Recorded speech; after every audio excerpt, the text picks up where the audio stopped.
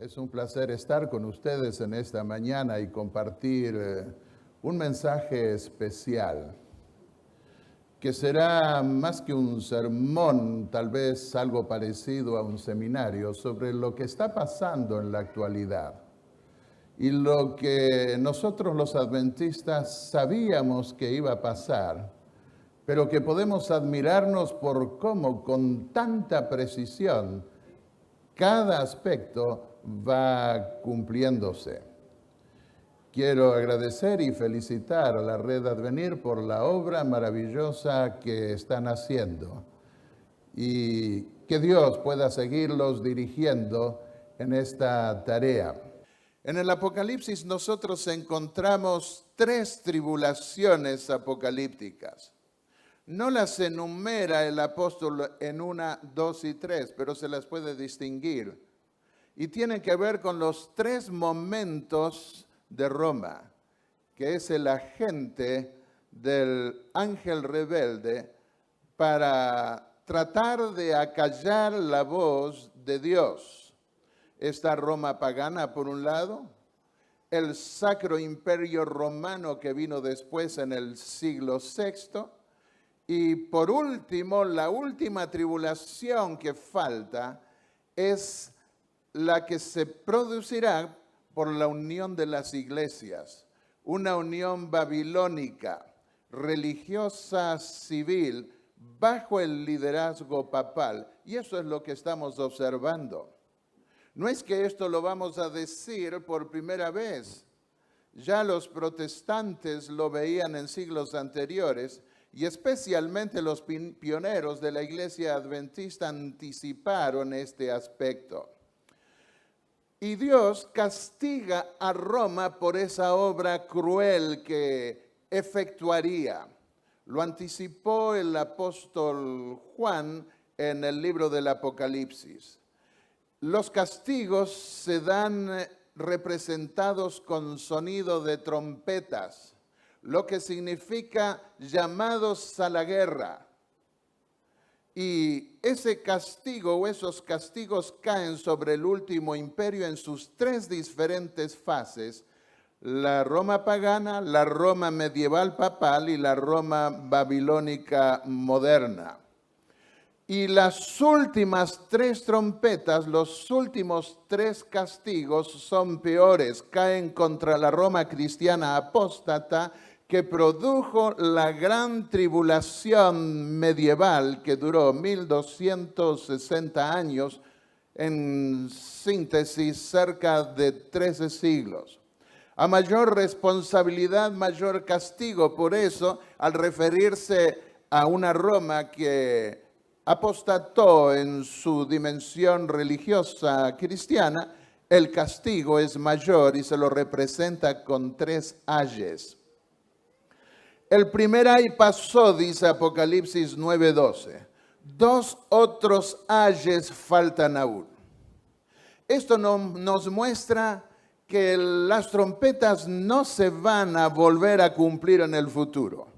A veces encontramos gente que quiere darle a las trompetas un cumplimiento en el pasado y después otro en el futuro. Pero dice el pasaje Apocalipsis 9:12, el primer ay pasó. Se terminó. Ahora viene el segundo y el tercero, por supuesto. De manera que tengamos en cuenta este hecho. Las trompetas son históricas y podemos decirles que 6 ya se cumplieron, falta la última. Luego dice, el segundo ay pasó.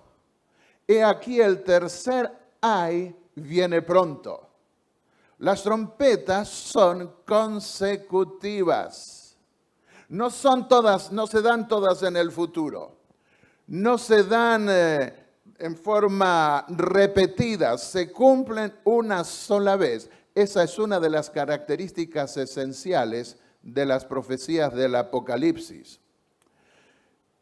Y dice en Apocalipsis 9:21, al cumplirse la 6ª trompeta, el 6º castigo, los otros hombres no se arrepintieron de las obras de sus manos. ¿Qué obras? menciona allí esencialmente las que tienen que ver con idolatría, asesinato, hechicería, inmoralidad y engaño.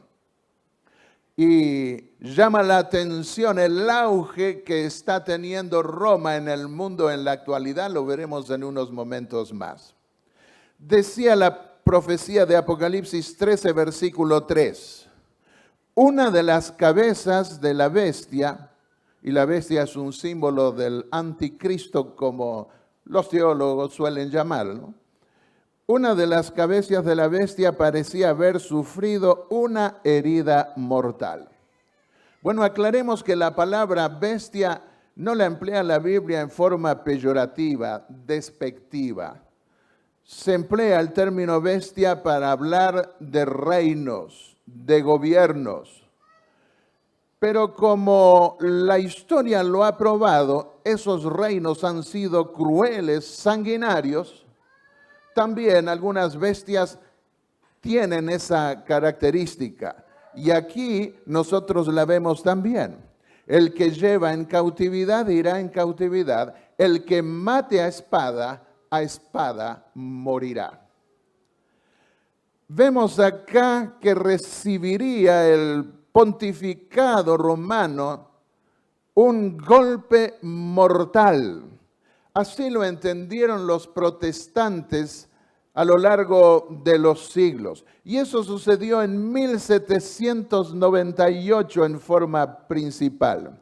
En varios temas proféticos que hemos estado filmando, tratamos más en detalle estos aspectos.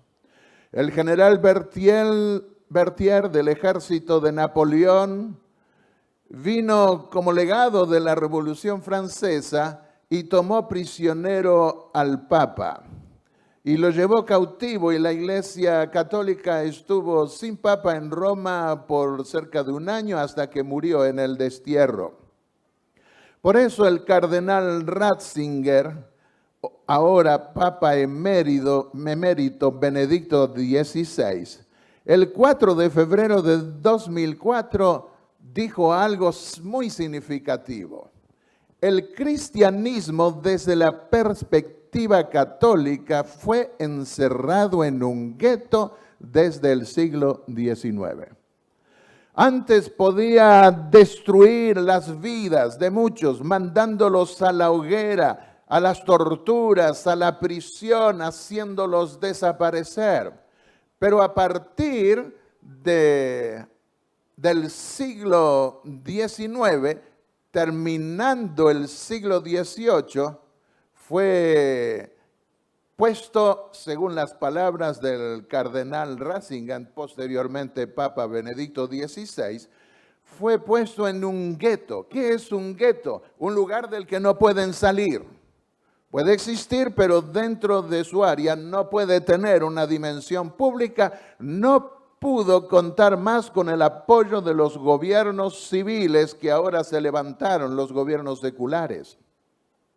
Pero decía Apocalipsis 13:3, esa herida mortal iba a ser sanada y todo el mundo se iba a maravillar. Y esto se notó especialmente cuando por primera vez en la historia vino un papa que correspondió al Papa Juan Pablo II para hablar a las Naciones Unidas. ¿Y quién sanaría esa herida política? Sorprendentemente, un gobierno republicano y protestante que iba a estar representado por una bestia, pero una bestia tierna, como la de un cordero.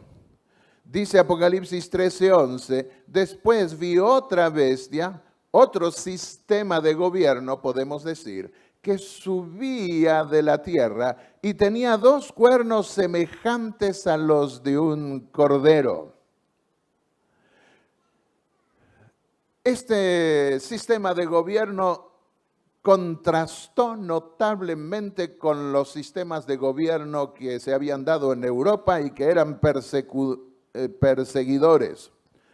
Los gobiernos reales y papales de Europa, que gobernaban en forma déspota, los sistemas monárquicos y jerárquicos de la Iglesia romana ya no existían más en este gobierno y allí iban a venir buscando protección muchísimos. Apocalipsis 12:16 dice, la tierra ayudó a la mujer. De donde sube la tierra, donde sube ese gobierno republicano y protestante. Y al decir republicano, no estoy diciendo el partido republicano en Estados Unidos, para los que conocen un poco más de política, sino de sistema de gobierno. Pues la tierra abrió su boca y tragó el río de persecución que el dragón había echado de su boca. Estados Unidos fue un país que se formó por gente que huía de la persecución católica mayormente. Pero miren cómo sigue expresándose el apóstol. El versículo 12 dice, y ejerce toda la autoridad de la primera bestia en presencia de ella. Es decir, en presencia del papado llega a ejercer toda esa autoridad y hace que la tierra y los moradores de ella adoren a la primera bestia, al poder político religioso que gobernó en Roma sobre toda Europa durante siglos, más de un milenio, cuya herida mortal fue sanada. Y dice, pero hablaba como dragón, de manera que este sistema de gobierno republicano y democrático y protestante iba a terminar ejerciendo esa misma autoridad déspota que se vio en Europa y hablando como un dragón, tal vez manteniendo la forma de cordero, pero seguiría hablando como dragón. Bueno, el padre Maciel fue una figura, como una estampilla de los escándalos que se desataron ya en tiempos del Papa Juan Pablo II. Los escándalos morales hacían preguntarse cómo podría el papado maravillar al mundo para que éste lo siguiese. De repente el Vaticano cayó en un desprestigio que llevó a muchos a pensar que no se iba a poder levantar más. Y lo que se descubrió en el fundador, el padre Maciel, de la orden, una de las órdenes más poderosas de la Iglesia Católica, fue realmente terrible. No solamente abusos de menores, también adulterio y varias otras cosas más que no viene al punto considerarlos ahora. Se escribió también un libro dentro del Vaticano. Este libro no fue escrito por gente de afuera de la Iglesia Católica, sino gente que trabaja allí, altos prelados católicos, el Vaticano contra Dios. Hablan allí de drogas, sexo y homosexualidad, abuso y peleas de poder y espiritismo. Y luego escribieron otro libro más que tiene que ver con el humo de Satanás, lo llamaron Destapando más cosas que se daban allí. Y el propósito de ese libro, de esos libros, era obligar a la iglesia a reformarse. Eso el mundo tiene que saberlo y si todo el mundo lo sabe, entonces van a tener que tomar medidas. Pero yo les quiero preguntar a ustedes, ¿así se reforma la iglesia? Denunciándola simplemente. Se requiere exaltar a Cristo. Porque por más que se denuncien los pecados de la gente o del mundo, si Cristo no es resaltado y la gente no se convierte, nada los hará cambiar. La Iglesia Católica cayó en un descrédito internacional del que parecía imposible recuperarse. Se preparó una película, Spotlight, que hace 1 o 2 años atrás llegó a tener el primer premio de cómo destaparon muchos casos, más de 70 abusos solamente en el área de Boston de menores, y luego empezaron a llamar por teléfono de todo el mundo y en Estados Unidos cerca de 5,000 curas y líderes pedófilos aparecieron a luz con juicios que llevaron a la bancarrota a algunas diócesis o arzobispados. ¿Seguiría la tierra el papado bajo ese descrédito repentino? Muchos comenzaron a dudar. ¿Y qué íbamos a hacer con los seminarios de Daniel y Apocalipsis? Sin embargo, volvió a darse un cambio sorprendente, pero otra vez a favor del prestigio internacional del papado. Un nuevo papa parecía convertido a Cristo, parece convertido a Cristo y le gusta ponerse con un cordero porque él se cree vicario de Cristo.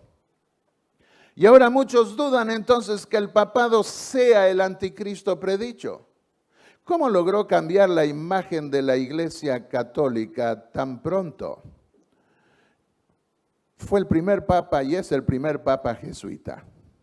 Mientras leo una declaración de Elena de White que escribió hace más de un siglo, que aunque es histórica, parece casi profética, voy a ir poniendo algunas imágenes de lo que, para los que pueden ver por la pantalla, de lo que ha estado haciendo el Papa Francisco desde que subió a la silla pontifical de Roma. Ligados por votos de pobreza y de humildad perpetuas, estudiaban el arte de adueñarse de la riqueza y del poder para consagrarlos a la destrucción del protestantismo y al restablecimiento de la supremacía papal. Al darse a conocer como miembros de la orden, se presentaban con cierto aire de santidad, visitando las cárceles, atendiendo a los enfermos y a los pobres, haciendo profesión de haber renunciado al mundo, llevando el sagrado nombre de Jesús, de aquel que anduvo haciendo bienes. Pero bajo esta fingida mansedumbre ocultaban a menudo propósitos criminales. Era un principio fundamental de la orden que el fin justifica los medios. Según dicho principio, la mentira, el robo, el perjurio y el asesinato no solo eran perdonables, sino dignos de ser recomendados, siempre que sirvieran a los intereses de la Iglesia. Con muy diversos disfraces se introducían los jesuitas en los puestos del Estado, elevándose hasta la categoría de consejeros de los reyes y dirigiendo la política de las naciones. Se hacían criados para convertirse en espías de sus señores. Y los jesuitas se esparcieron rápidamente por toda Europa y doquiera iban lograban reavivar el papismo. Y lo que ha hecho Francisco ha sido notable en el ensalzamiento o elevamiento del pontificado romano. El papa anterior y los anteriores se sentaron sobre un trono de oro. Ahora no, él iba a ser más humilde y se sentó sobre un trono de mármol. Pero ¿saben ustedes cómo es ese trono de mármol? Vamos a ver si realmente eso es ser más humilde. ¿Qué hay al lado de ese trono de mármol? 2 querubines, 2 ángeles. Isaías 37:16 dice, Dios de Israel, que moras entre los querubines, solo tú eres Dios sobre todos los reinos de la tierra. Y él se sienta entre querubines también, como si fuera Dios. Es un trono blasfemo, de todas maneras. El Señor no nos llamó a nosotros a sentarnos sobre un trono. El que quiera seguir en pos de mí, dijo Jesús, ¿qué debe hacer? Tome su cruz y sígame. Nuestra corona está reservada para allá arriba, pero no soñemos con coronas terrenales, porque solo la corona del cielo de arriba sirve. Y ni Pedro, ninguno de los apóstoles soñó con una corona terrenal, ni la buscó, ni la tuvo jamás.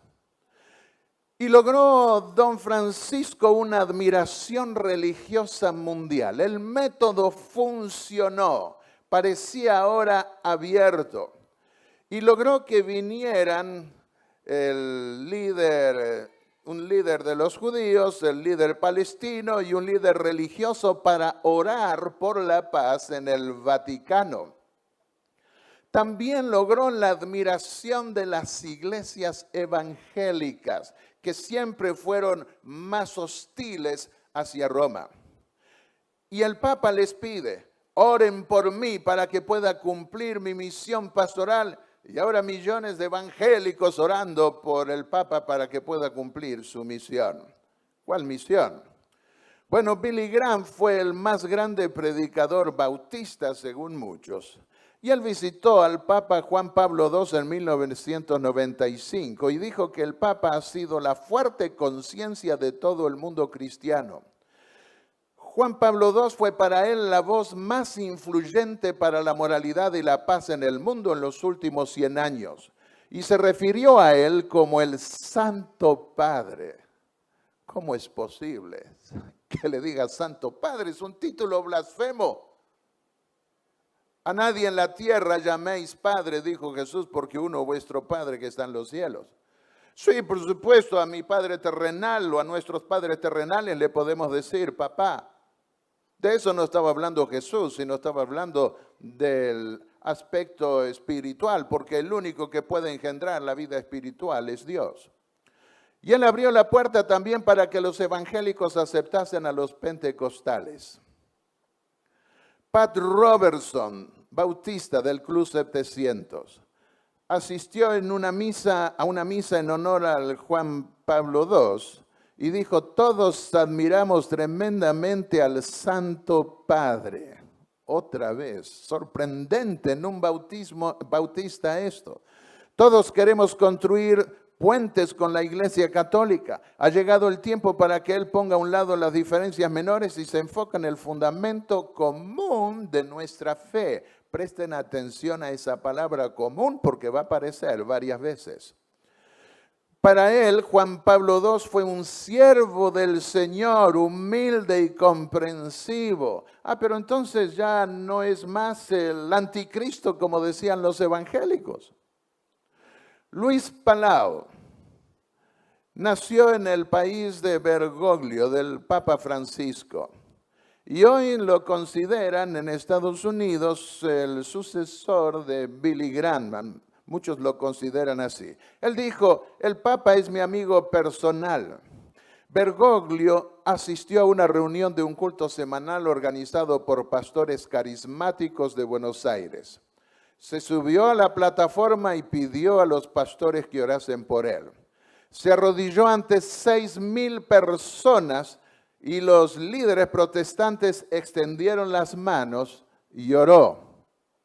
Y los evangélicos en Argentina creen que la elección de Bergoglio para ser el Papa Francisco fue una respuesta a sus oraciones, dicen a nuestras oraciones. Rick Warren, si pidiera que levantaran la mano cuántos lo conocen, probablemente varios la levantarían porque su libro ha inundado todo el mundo cristiano. 2 de sus libros, pero uno en especial, vendió 36 millones de copias. El propósito que mueve la vida, también la iglesia. Después de Billy Graham, fue el primer pastor que oró en la inauguración presidencial de Estados Unidos y dirige una iglesia de 20,000 miembros. Es pastor de la iglesia de Saddleback y autor de libros que sacudieron al mundo cristiano sobre el propósito de la vida y de la iglesia. Y es una celebridad en Estados Unidos y en el mundo. Bueno, ¿qué dijo él? Tenemos mucho más en común que lo que nos divide. ¿Vieron de nuevo la palabra común? Una casa unida, un libro evangélico que se escribió por 1994, si no recuerdo mal. Evangélicos y católicos juntos. Pueden ver allí la catedral cortada por el medio y una iglesia protestante cortada por el medio y pegada. Y allí insisten sobre las cosas comunes que tenemos. Dejemos de lado las que no nos separan, unámonos con lo que tenemos en común. Y un segundo libro fue escrito con el mismo título. Y dijo Rick Warren, creemos en la Trinidad, en la Biblia, en la resurrección. Lo más importante es que si ustedes aman a Jesús, estamos en el mismo equipo.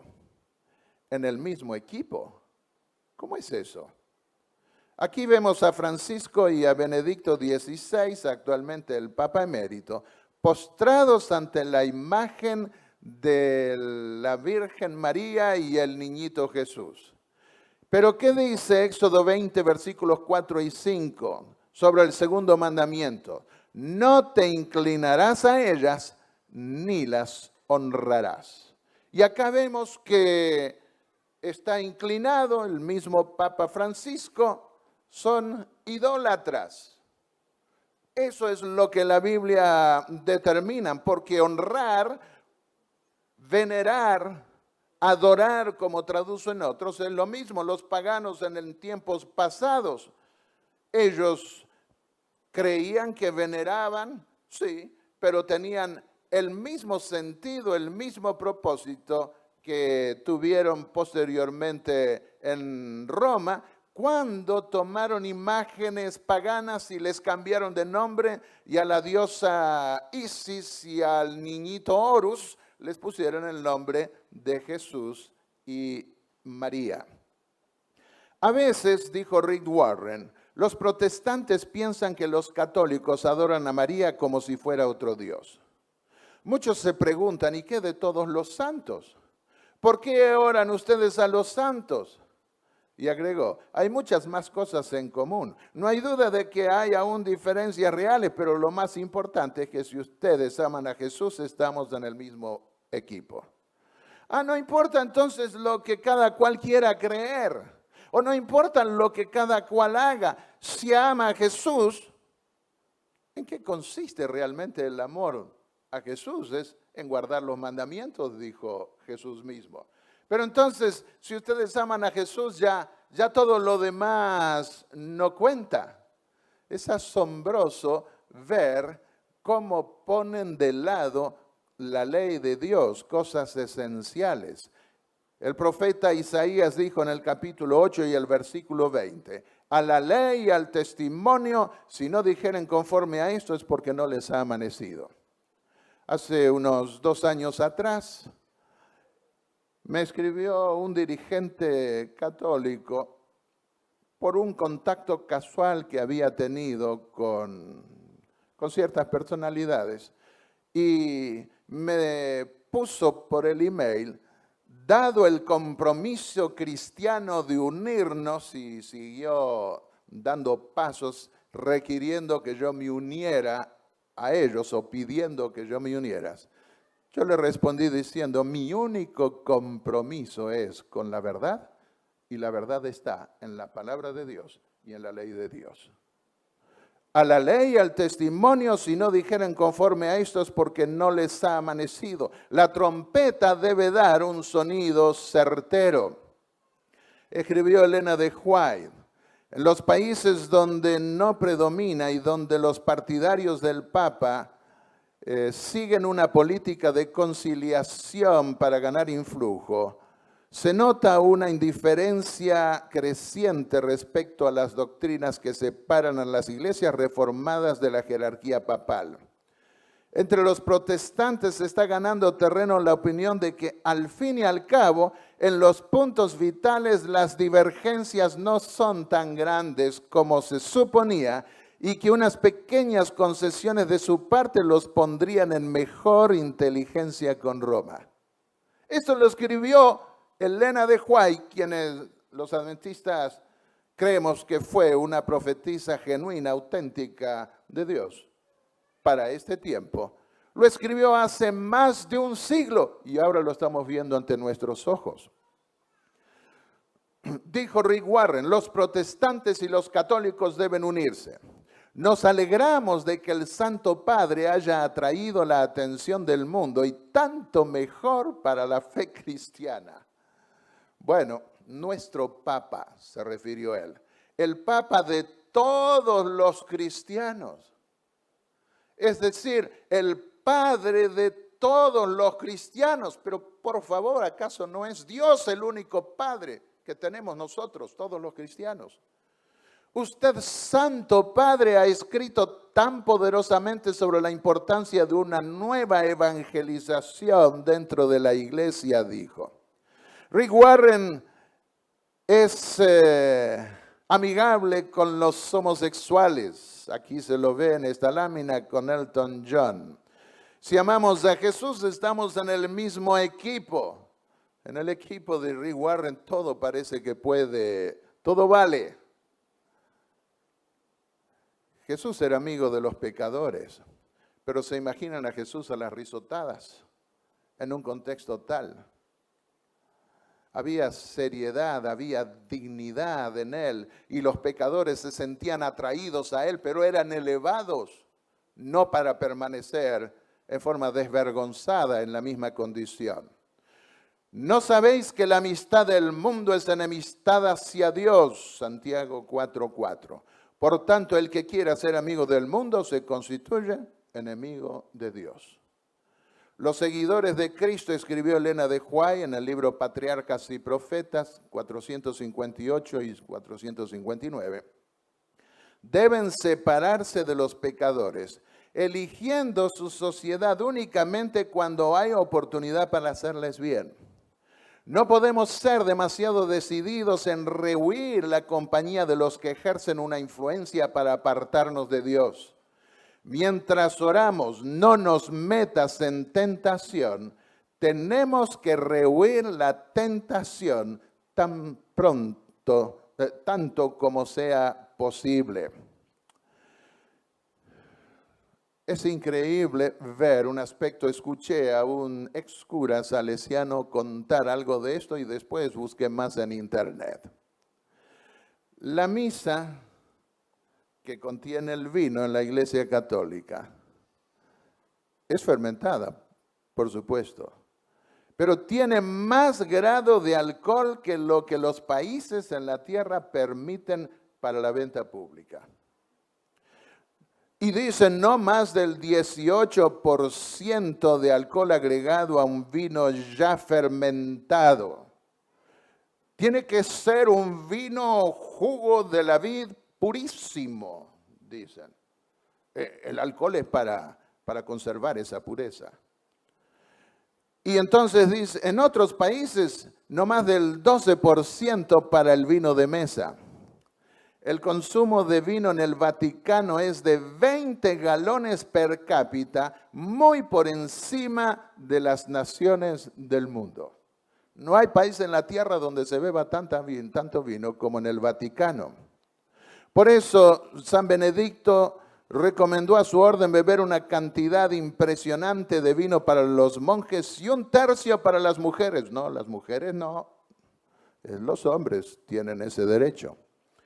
El que bebe vino duerme bien, decía un eslogan de monjes. El que duerme bien no peca, y el que no peca va al cielo. Amén. ¿Están de acuerdo ustedes? Dijo el Papa Francisco, una fiesta de casamiento en donde falta el vino hace que los novios se sientan avergonzados. Bueno, yo me casé y no me sentía avergonzado cuando no había vino, pero así en la mentalidad popular. Y la copa que usa el mismo Papa Francisco no es una copa pequeña. Y cuando un cura que tiene que oficiar en un día varias misas y va por el campo, especialmente en las zonas rurales, se lleva una damajuana y ustedes pueden imaginarse cómo estará para el final, ¿no? Imagínense una fiesta de casamiento bebiendo té, sería vergonzoso, dijo él. El vino es necesario para la celebración. ¿Qué escribió Elena de White? Porque antes de participar de la misa hay que confesarse. El que se arrodilla ante un hombre caído y le abre en confesión el secreto de sus pensamientos y las imaginaciones de su corazón, rebaja su virilidad y degrada todo noble instinto de su alma.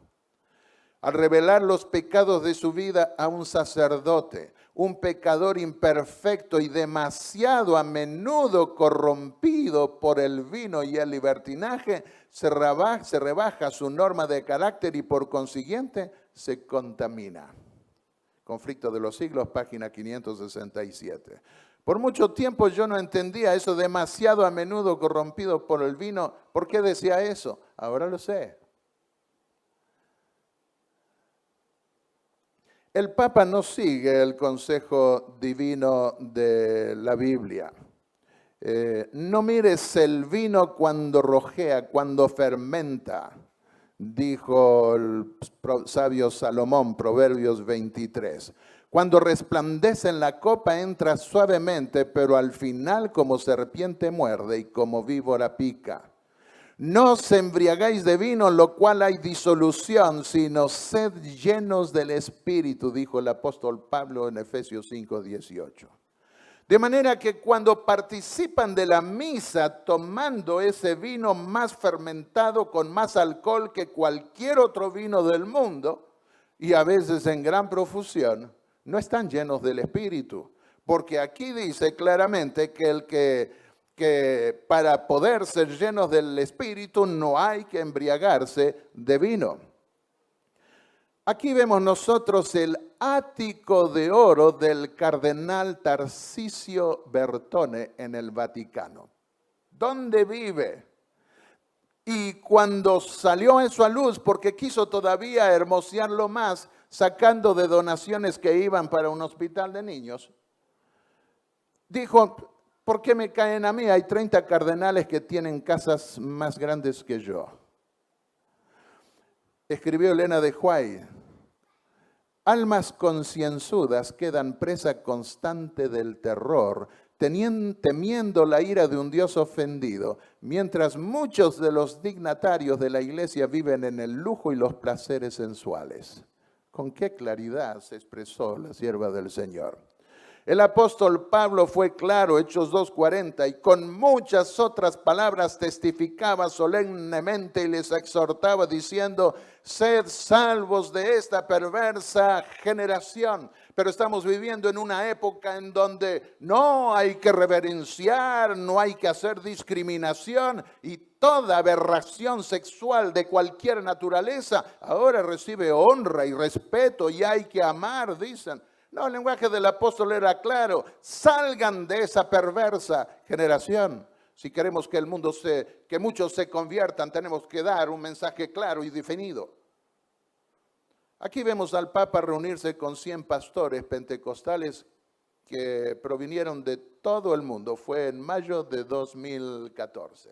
Y ahí pueden ver, saludándole, extendiendo las manos al Papa, 100 pastores pentecostales de todo el mundo. En el pentecostalismo la doctrina es secundaria. Lo que cuenta más es el sentimiento y andan a la pesca de a ver qué milagro se va a dar. Pero el verdadero milagro es aquel que lleva a las personas a la conversión a la ley de Dios. ¿Se imaginan Jesús como amigo del anticristo, idólatra y blasfemo que se sienta en el templo de Dios haciéndose pasar por Dios entre querubines? Elena de White lo llamó hombre de pecado. Bueno, en realidad es el apóstol Pablo que anunció el anticristo que iba a venir como hombre de pecado. Representante de Satanás, vicegerente de Satanás, así lo llamó.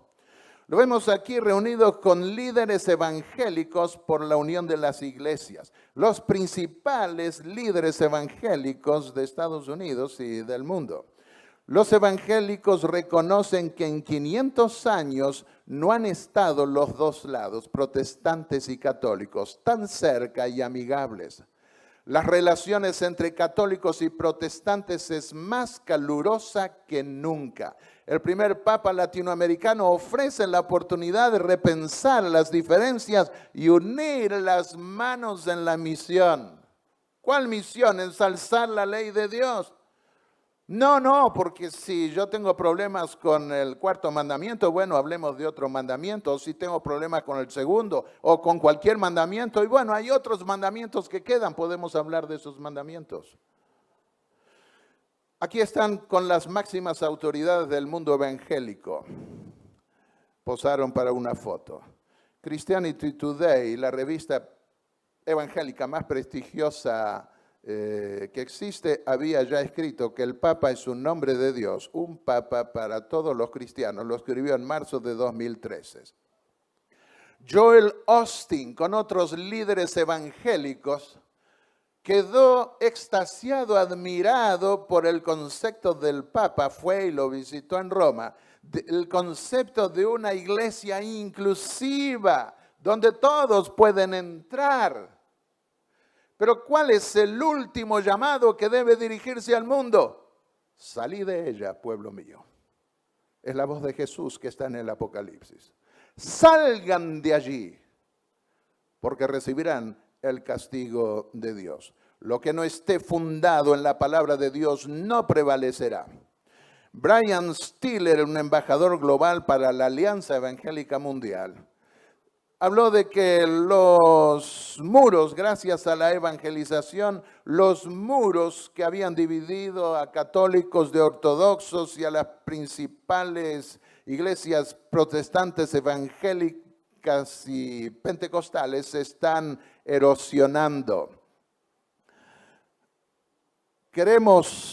Timothy Morgan también escribió en Christianity Today. Queremos ayudar a entender a los cristianos por doquiera que un cuerpo católico saludable que proclama el Evangelio beneficia grandemente a todas las iglesias y a la causa de Cristo.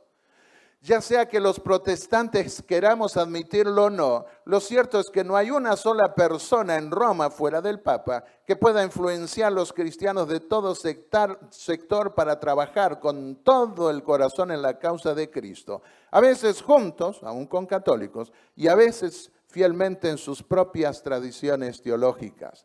Estoy trayendo esto a colación porque hace 2, 3 décadas atrás esto parecía imposible. Y cuando los adventistas anunciábamos que eso iba a venir, se burlaban de nosotros, jamás. Dado los desafíos, siguió diciendo, monumentales del siglo XXI, es más importante que nunca que los protestantes y los católicos resuelvan cómo trabajar juntos. Por eso aún no católicos están orando fervientemente por el nuevo Papa. ¿Cómo podrá? Escribió Elena de White en 1886. Miren ustedes, ¿cómo podrá librarse la iglesia romana de la acusación de idolatría? No lo podemos ver. Y esta es la religión que eventualmente se unirá con el protestantismo. La adopción de ideas liberales de su parte lo llevará donde pueda asir la mano del catolicismo. El liberalismo ha entrado en todas las iglesias cristianas. El que quiera aferrarse, aún así dice el Señor, a la palabra de Dios, es un integrista, es un fundamentalista. No se puede tomar al pie de la letra lo que dice, debe tener algún sentido simbólico. Ella advirtió que uno de los medios, no sabemos cómo se librará de esa acusación de idolatría, dijo, pero anticipó esa actitud liberal. ¿Y qué facilitó la adopción de ideas liberales? La crítica literaria de la Biblia, y el pentecostalismo y el carismatismo en su medio, en donde la doctrina pasó a un puesto secundario y lo que más cuenta es la algarabía. También escribió en el libro Conflicto de los Siglos, página 629, la falsa ciencia de nuestros días que mina la fe en la Biblia preparará tan seguramente el camino para el triunfo del papado con su formalismo agradable, como el oscurantismo lo preparó para su engrandecimiento en la Edad Media. Y hoy esto está a la vista, lo que en sus días no parecía.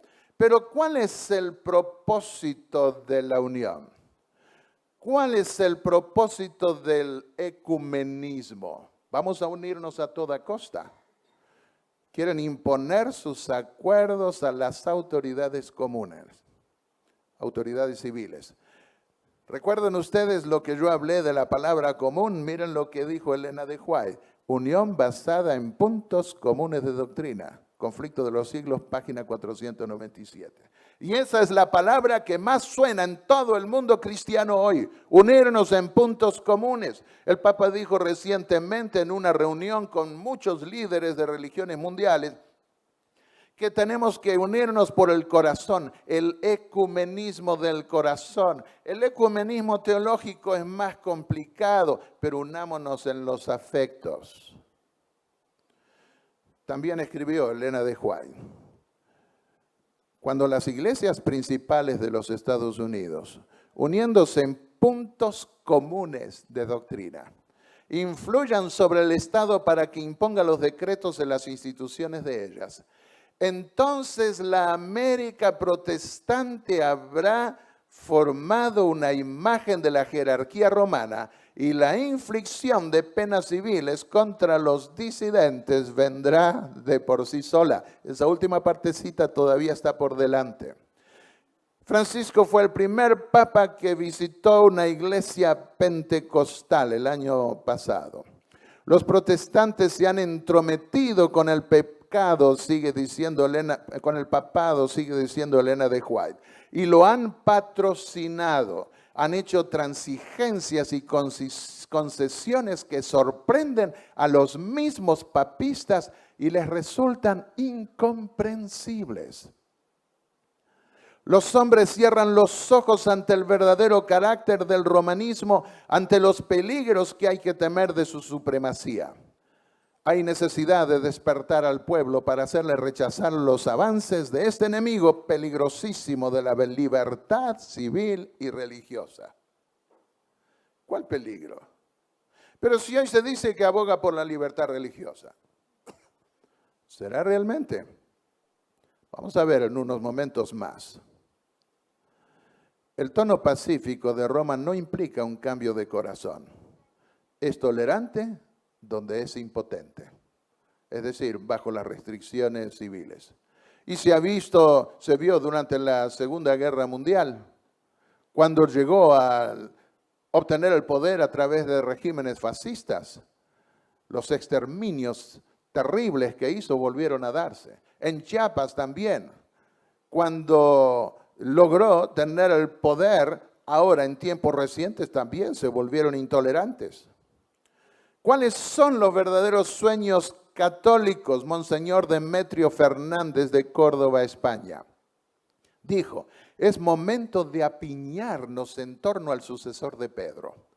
Él ha recibido del Señor la preciosa misión de reunirnos a todos en la unidad y de confirmar a todos los hermanos en la fe. Quienes intentan separarnos de esta unidad con el Papa atentan gravemente contra la unidad de la iglesia, porque donde está Pedro, allí está la iglesia. Trabajemos todos por esta unidad. Pero yo pensaba que donde estaba Cristo estaba la iglesia. ¿Qué dijo Jesús? Donde haya 2 o 3 congregados en mi nombre, allí estaré en medio de ellos. Ahora resulta que no, es donde está el Papa. Ahí es donde está la iglesia. Esto con respecto a lo religioso. Veamos ahora la admiración política internacional, mundial, que logró Francisco en tan poco tiempo. La revista Spiegel en Alemania tuvo un artículo hace un tiempo atrás en donde destacó cómo la religión, que es una potencia mundial, afecta a la sociedad y la creencia política también. Y el Papa Francisco se lo consideró constructor, él se consideró a sí mismo constructor de puentes. Y la revista Time del año pasado lo consideró, lo destacó el cuadro El Nuevo Imperio Romano como que está surgiendo. Ya vimos que en 1791 el papado recibió un golpe mortal a sus aspiraciones políticas, una herida mortal secular al Sacro Imperio Romano, con lo cual se inició el tiempo del fin. Y durante el siglo XIX los papas condenaron la democracia. Era difícil para ellos justificar una monarquía eclesiástica jerárquica dentro de las sociedades democráticas seculares. El Papa León XIII, por ejemplo, condenó la democracia norteamericana y la separación de iglesia y Estado. Pero, con el Papa Pío XI, recobró el Papa Pío XI el Estado Vaticano con Benito Mussolini.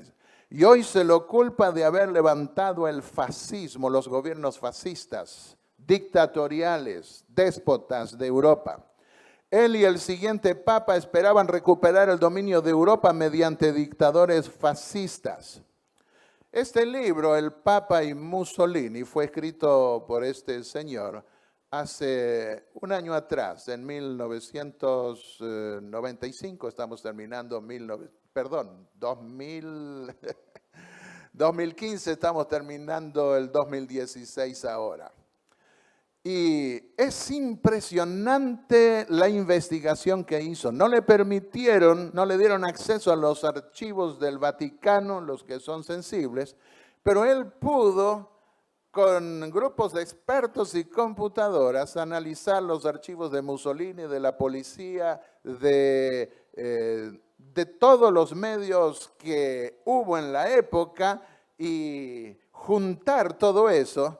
Y pudo extraer documentación directa que lo hace responsable al Papa Pío XI de ese tipo de gobiernos. Pío XII esperaba recobrar la autoridad política papal sobre toda Europa mediante Adolfo Hitler, quien era católico y nunca se lo excomulgó de la Iglesia. Pío XII, cuando era nuncio apostólico, visitó Río de Janeiro y desde entonces comenzó a pararse como la estatua del Cristo Redentor que ustedes ven allí. Les quería dar del Cristo Redentor. Su sueño fue recobrar la supremacía política y religiosa de Europa y el mundo. Y en 1999 se escribieron estos 3 libros y después se han escrito varios más, pero estos dieron un golpe terrible. Especialmente después que se abrieron los archivos secretos de la mayoría de los países durante la época de la Segunda Guerra Mundial. El Papa de Hitler, donde muestra su vínculo con Hitler. Al último se asustó Pío XII de Hitler, pero lo apoyó y pensó que a través de él podía llegar a recuperar toda Europa. Desde la perspectiva evangélica, Megalomanía eclesiástica, donde habla de todas las encíclicas y las intenciones económicas del papado. Y desde la perspectiva judía, Unholy Trinity, la Trinidad profana. Mostró todo el cuadro de corrupción, cómo los nazis, por un camino de ratas, rat line lo llamaron, podían ir escapándose de los juicios que les esperaba después de la Segunda Guerra Mundial. En el Vaticano encontraban refugio, les preparaban pasaportes falsos y los mandaban a Bolivia, Argentina y mayormente a Paraguay y también a algún que otro país para salvarlos del juicio que les esperaba. El último papa antidemocrático fue Pío XII. Y la solución que él esperó tener con Hitler para recuperar el poder político en Europa falló. La Segunda Guerra Mundial fue en gran parte causa de eso. Después vinieron Pablo VI y Juan XXIII. Pablo VI abrió las puertas a tener relaciones diplomáticas con el comunismo. Tuvieron que reconocer la realidad. Y Juan XXIII se abrió al ecumenismo. Ya no somos más herejes, sino somos hermanos separados, según el nuevo concepto que él puso. Pablo VI, en noviembre de 1963, dijo, todos saben la historia trágica de nuestro siglo. Si hay un medio para evitar que vuelva a ocurrir esto, es mediante la construcción de una Europa orgánica, unida y pacífica. Y la misión de los obispos es despertar el alma cristiana de Europa, donde se enracina su unidad. Fue la fe católica la que hizo Europa, la cual es el secreto de su identidad. La Santa Sede espera ver el nacimiento del día cuando se levante una nueva Europa, rica en la plenitud de sus tradiciones. El concepto de Tomás de Aquino, que puso el fundamento de la fe católica del segundo milenio, la iglesia es el alma, el cuerpo es el Estado, el gobierno. Por eso hablaba el Juan Pablo II, que Europa no puede ser pura y simplemente cuerpo, necesita el alma, necesita la iglesia católica.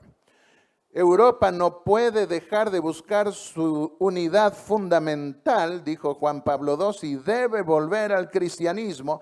Y él inició una lucha para imponer el alma en Europa y en el mundo.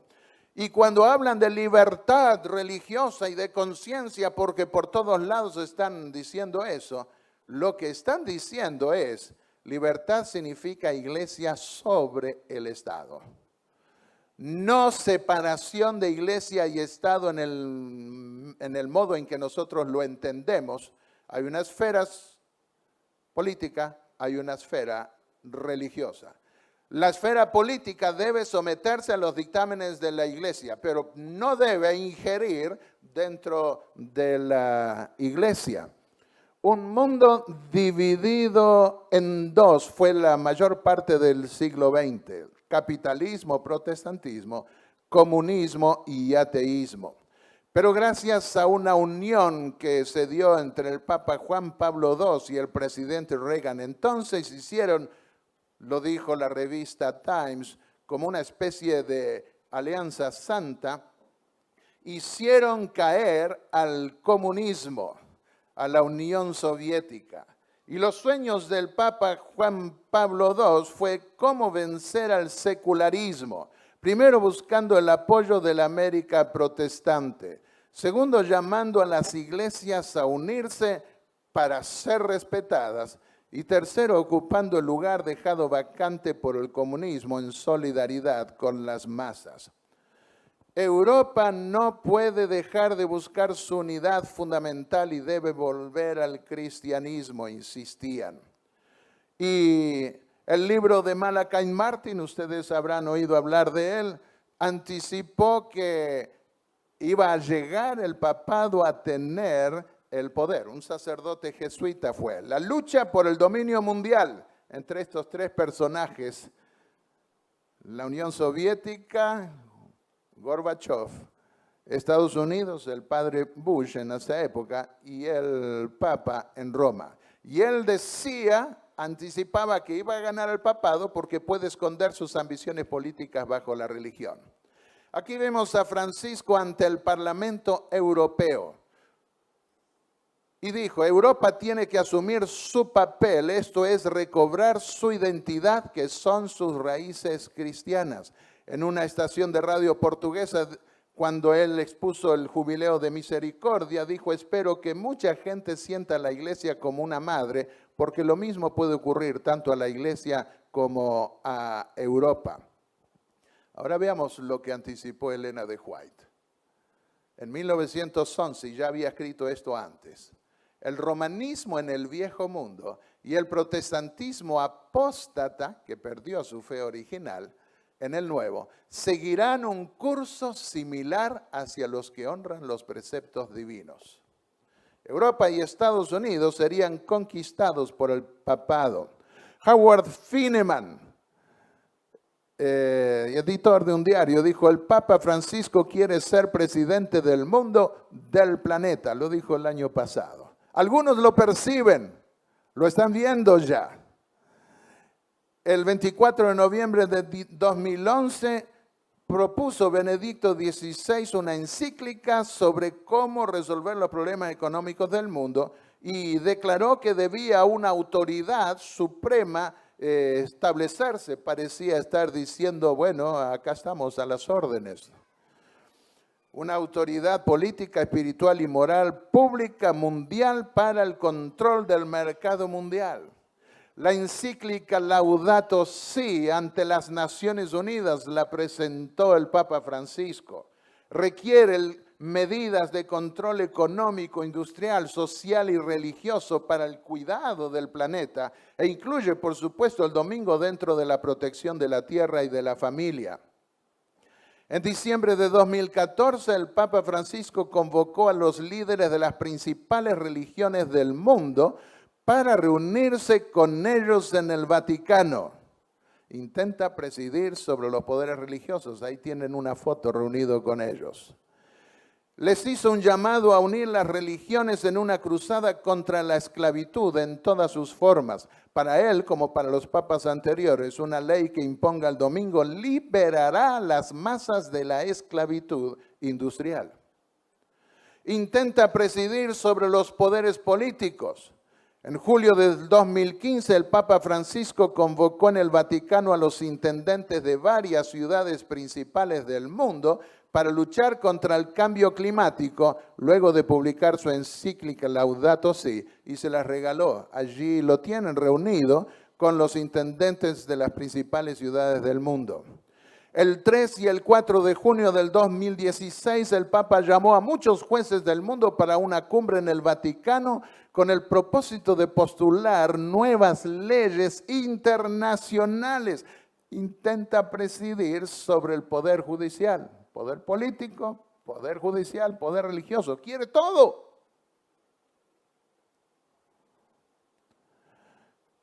¿Qué dijo el diablo? Subiré al cielo, Isaías 14, versículos 13 y 14. Levantaré mi trono sobre las estrellas de Dios.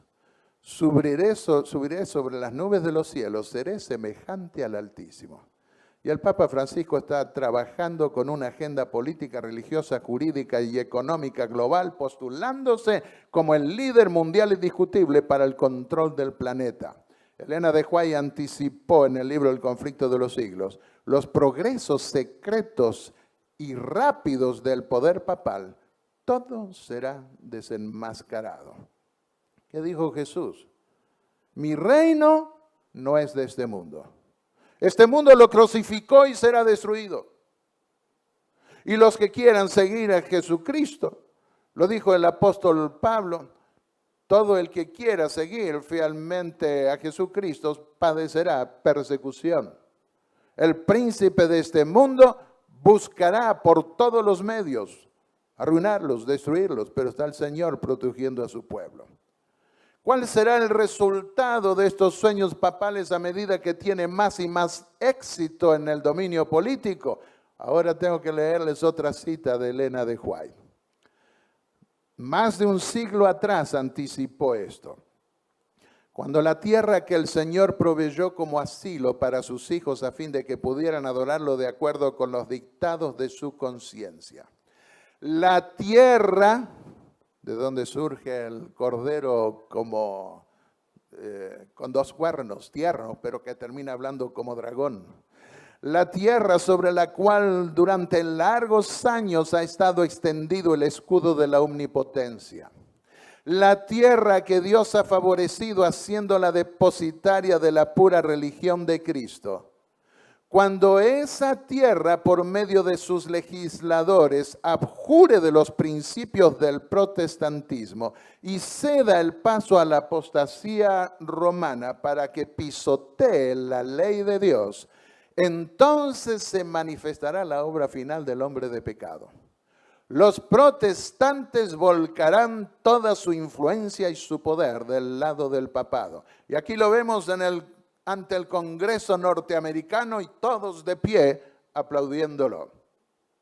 Mediante un decreto nacional que imponga el falso día de reposo, darán vida y vigor a la corrompida fe de Roma, reviviendo su tiranía y opresión de las conciencias.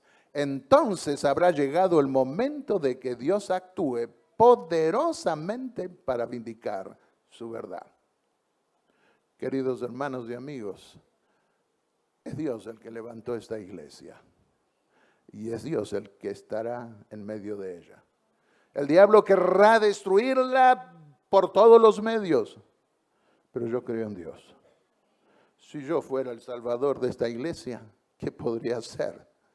Pero es Cristo el que triunfó, el que recibió todo poder en cielo y tierra, el que está detrás de este movimiento. Y si Él no hace nada, ¿qué puedo hacer yo? Pero Él hace.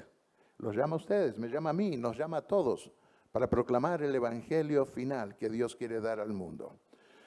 Juan Pablo II y Benedicto XVI lanzaron un llamado a recuperar el alma histórica de Europa, es decir, la época del papado cuando primaba en Europa.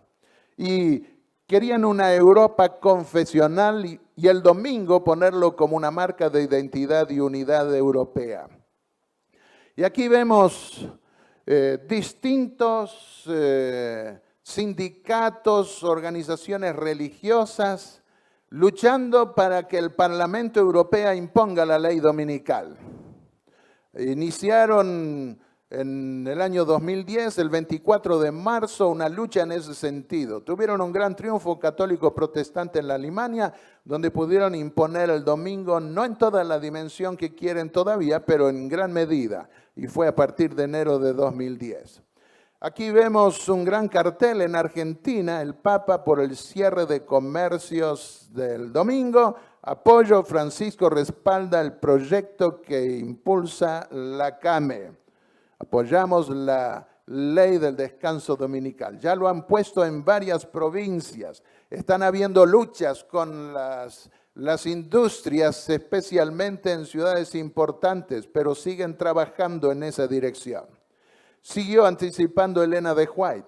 La declaración de que la bestia con los dos cuernos hace que la tierra y los que en ella habitan adoren a la bestia primera, es decir, Estados Unidos al papado romano, indica que la autoridad de esta nación será empleada para imponer alguna observancia en homenaje al papado.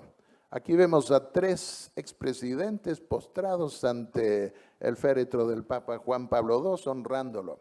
Y se le permitió infundir aliento a la imagen del papado, Apocalipsis 13:15. Estando en vida, el presidente George Bush, hijo, puso un busto del Papa Juan Pablo II y le habló como si fuera un dios en la inauguración. Los protestantes de los Estados Unidos, dice Elena de White, página 645 del libro Conflicto de los Siglos, serán los primeros en tender las manos a través de un doble abismo al espiritismo y al poder romano. Y bajo la influencia de esta triple alianza, ese país marchará en las huellas de Roma, pisoteando los derechos de la conciencia. El mundo protestante formará una confederación con el hombre de pecado y la iglesia y el mundo estarán en corrupta armonía. 1891.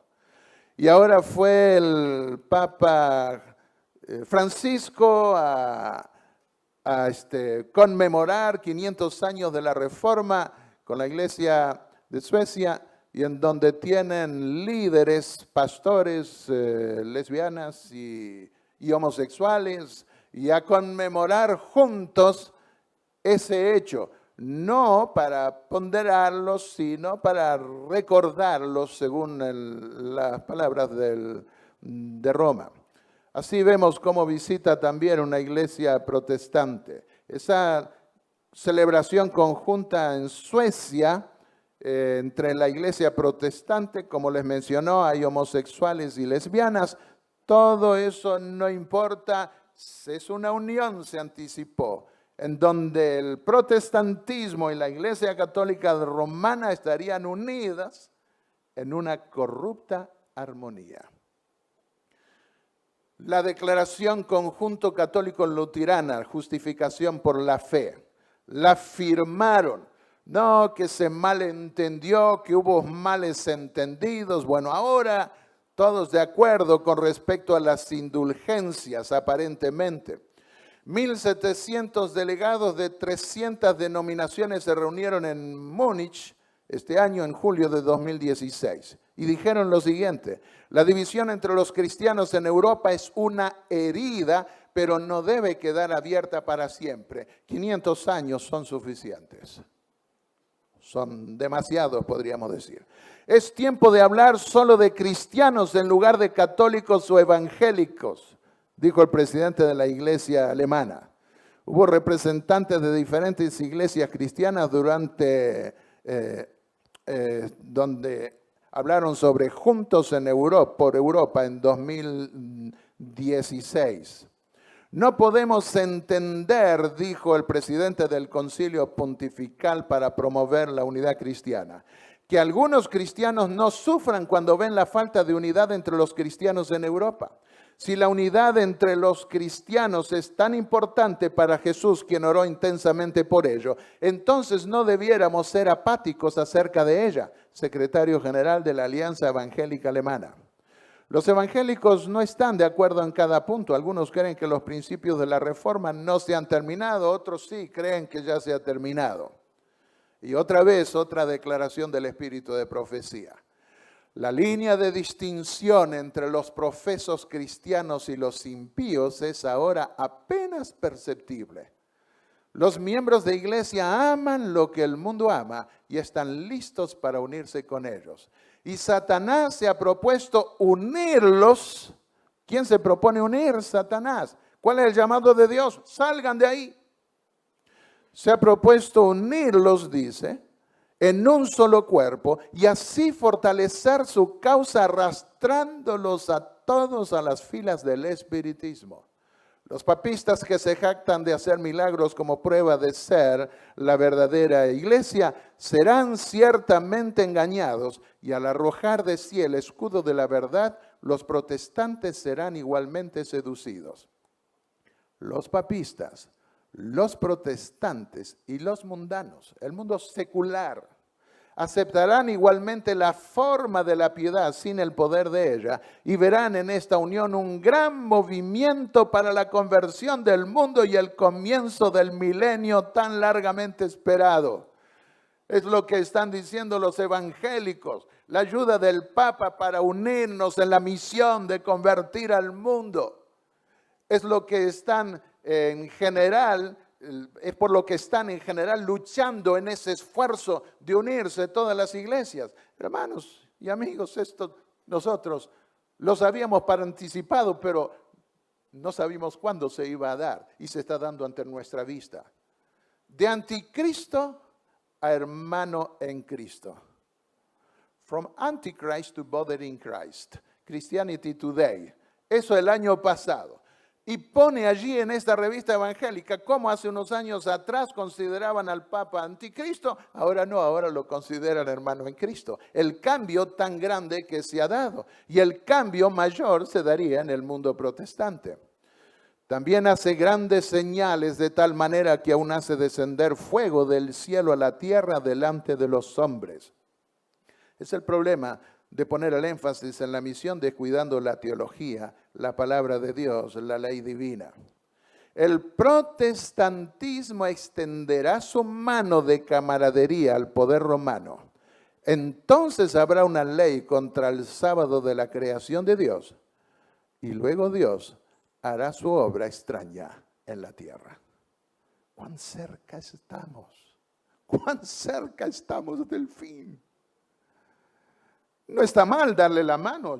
Si me toca darle la mano al Papa, se la voy a dar, por supuesto, también. Es un ser humano.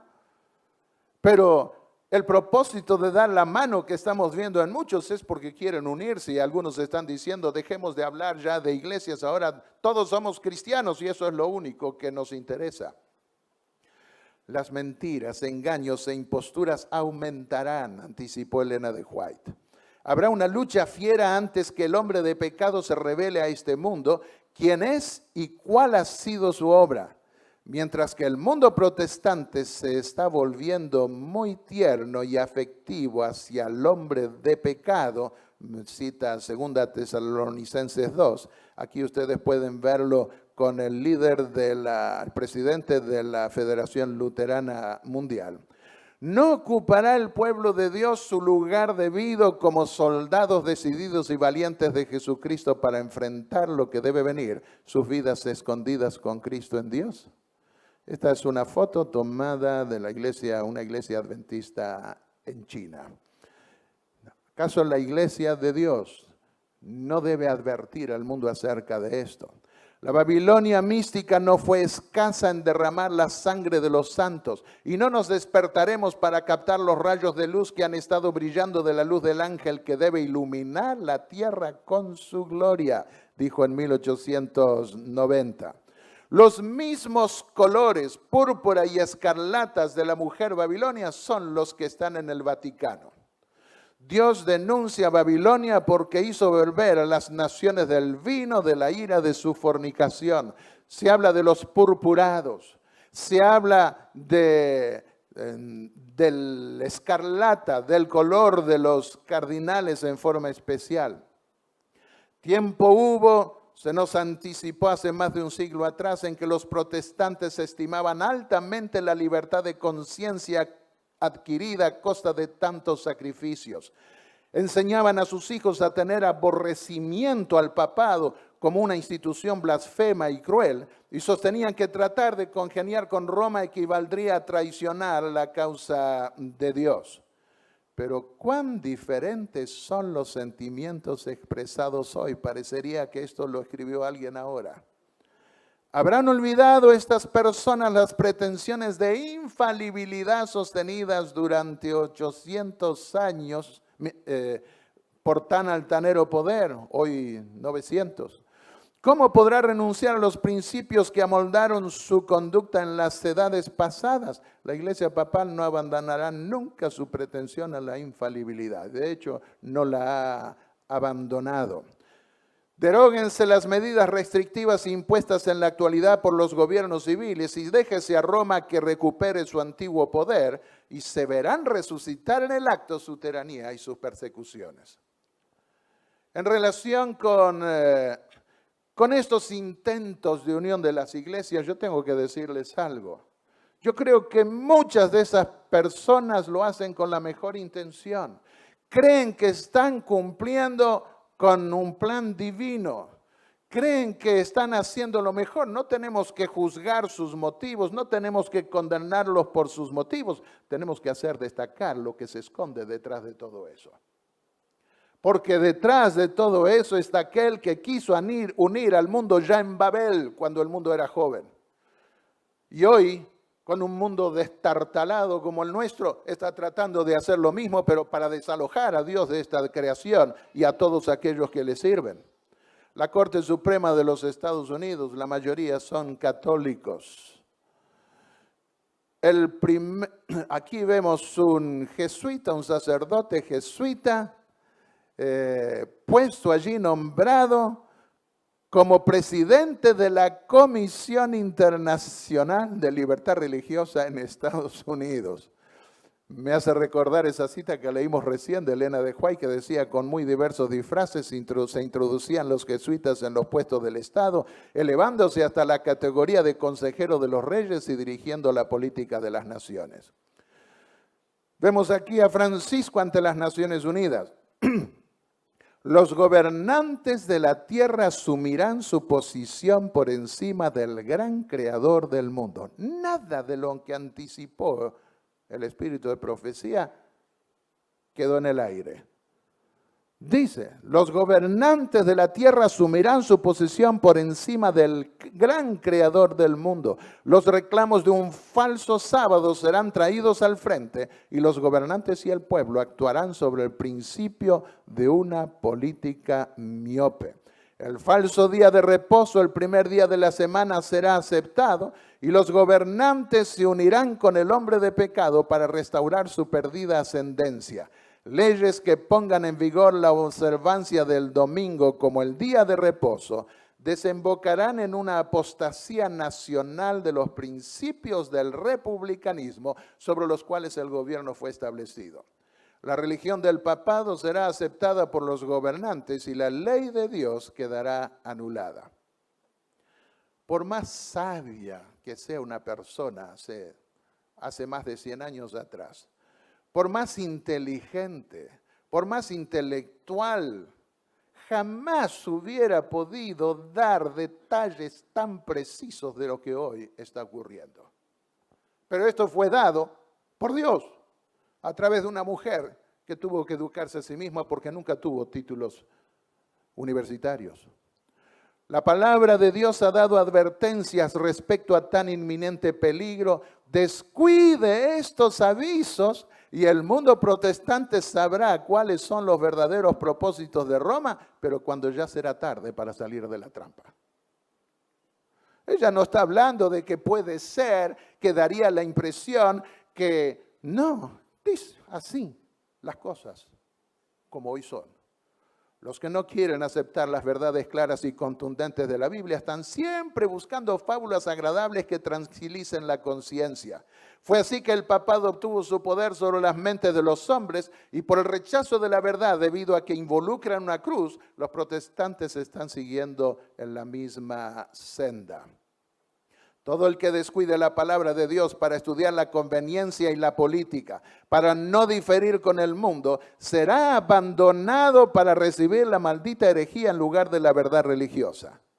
Toda forma concebible de error será aceptada por los que voluntariamente rechazan la verdad. El que mira con horror un engaño estará listo para recibir otro. Vamos terminando ya. Dios denuncia a Babilonia porque hizo beber a las naciones del vino de la ira de su fornicación. Y el mundo protestante ha adoptado este hijo del papado para mirarlo como sagrado. Santo Padre, le dicen. Miren ustedes, padre de todos los cristianos. El papado es exactamente lo que la profecía declaró que sería la apostasía de los últimos días. Segunda Tesalonicenses 2. Es el gigantesco sistema de engaño. Miren ustedes estas 3 citas que les voy a dar para terminar. Aunque ya se levanta nación contra nación y reino contra reino, todavía no hay conflagración general. Todavía los 4 vientos están siendo retenidos hasta que los siervos de Dios sean sellados en sus frentes. Entonces las potencias de la tierra ordenarán sus fuerzas para la última gran batalla. Estamos viendo, se levantan gobiernos de izquierda en Latinoamérica, se levanta un gobierno de derecha en Estados Unidos, en Europa, se levanta Rusia en contra, están buscando unirse de alguna forma, pero ahí está eso frenado todavía. ¿Cuándo lograrán unir sus fuerzas? Cuando Dios haya puesto su sello para proteger a su pueblo, porque entonces se manifestará la ira de Dios. En ese tiempo, cuando se esté terminando la obra de la salvación, vendrá aflicción sobre la tierra y las naciones se airarán, aunque serán mantenidas en jaque para que no impidan la realización de la obra del tercer ángel, de dar el mensaje final. Dios refrenará las fuerzas de las tinieblas hasta que se dé al mundo la amonestación y todos los que quieran escucharla estén preparados para el conflicto. ¿Cómo podemos apresurar la venida de Cristo? Aquí y en cada lugar, predicando el Evangelio. El llamado que Dios hace es a salir de Babilonia. Dice Apocalipsis 18, luego oí otra voz del cielo que decía, salgan de ella, pueblo mío, para que no sean cómplices de sus pecados, ni los alcance ninguna de sus plagas. Esa manifestación de canción de amor que tantos quieren, vengan, vamos a unirnos, no engaña a Dios. Así hacía una viejita cuando yo era chico, empezó a llamar a los gatitos. Sí, digo esto por los chicos que hay aquí. Y yo tenía unos 9 años y miraba, y venían los gatitos, tenía una bolsa y ¡pac! Adentro el primero, y venía otro, ¡pac! Adentro, y por ahí cuando tenía ya como 4 o 5, no me acuerdo cuántos, esta viejita que vio que un chico la estaba mirando con unos ojos más grandes que un huevo, se puso a reír que casi ni podía tener la bolsa, y de repente la sacudió y adentro... Así se reirá el diablo después. Con todas esas canciones de amor, qué lindo, unir al mundo, no importa lo que creas, es el ecumenismo del corazón, de la sangre, como dice Francisco. Sí, el ecumenismo teológico más difícil, más complicado. ¿De qué sirve la unión? Si la ley de Dios y Cristo en su medio no se resaltan unidos. Salgan de ella, pueblo mío, para que no sean cómplices de sus pecados ni los alcance ninguna de sus plagas, pues sus pecados se han amontonado hasta el cielo y de sus injusticias se ha acordado Dios. No es un llamado a unirse, sino a separarse. Cristo viene, mi querido hermano y amigo. Prepárate. Algo grande nos espera y es la venida del Señor. Toda esta farsa, todos estos cuadros que engañan a muchos, que con las mejores intenciones luchan por una causa equivocada, y puedo decir equivocada a la luz de la Biblia y a la luz de lo que Dios nos reveló, irá a parar mal. Pero lo que nosotros tenemos que tener, el sueño que tenemos que tener, es el de la venida de Jesús para terminar para siempre con los engaños, con la miseria, con la muerte, con la enfermedad, con todo lo que arruina la creación de Dios. ¿Cuántos de nosotros realmente queremos de corazón decirle, Señor, nosotros queremos formar parte de tu pueblo y queremos de todo corazón prepararnos para tu venida? ¿Podemos ver las manos?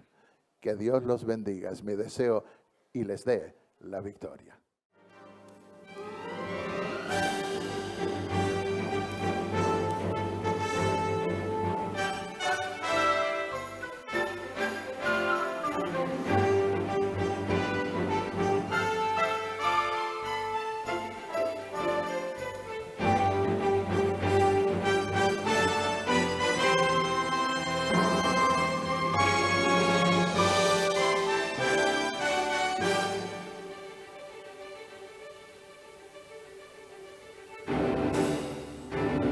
Alcemos nuestros ojos, se acerca su venida, se oyen ya los pasos del Rey que se aproxima.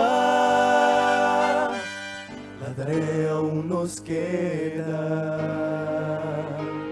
de avisar a pueblo y gente que Jesús está volviendo, victorioso y triunfante. Pronto vendrá, Cristo muy pronto vendrá. Pronto vendrá, pronto Jesús volverá.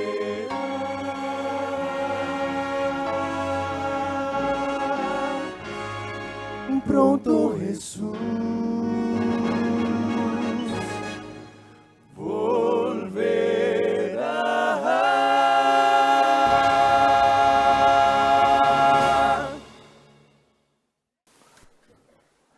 Padre y Dios Santo que estás en los cielos, gracias por tantas cosas que has hecho para nosotros. También porque aunque nos ha tocado vivir en medio de un mundo rebelde, nos permites conocer la naturaleza del conflicto que le espera a este mundo y en el cual nosotros estamos. Necesitamos de este conocimiento, Señor, porque de lo contrario no podríamos entender lo que está pasando en la actualidad y lo que va a pasar más intensamente a medida que nos acercamos a tu venida. Pero no queremos afligirnos pensando en los aspectos negativos. Queremos poner tu mirada en tu venida, en ese reino eterno que establecerás.